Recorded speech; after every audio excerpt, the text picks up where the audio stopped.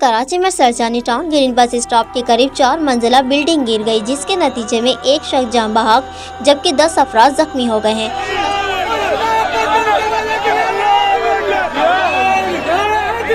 तफसीलात के मुताबिक कराची के इलाके सरजानी टाउन में ग्रीन बस स्टॉप के करीब वाक़िया 4 मंजिला इमारत अचानक मनहदम हो गई, जिसके मलबे तले मुतअद्दिद अफराद दब गए।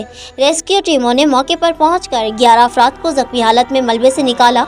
जख्मियों को बाद अज़ा अस्पताल मुंतकिल कर दिया गया, जिनमें से एक शख्स अस्पताल में दम तोड़ गया। इलाक़ाई मकीनों का कहना है कि अब भी कई अफराद मलबे तले दबे हुए हैं।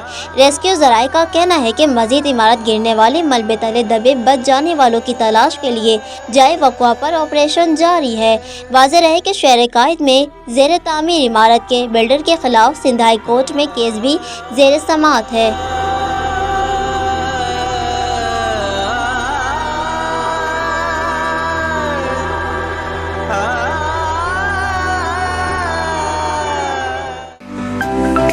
To watch more videos, please subscribe to our YouTube channel and click the bell icon.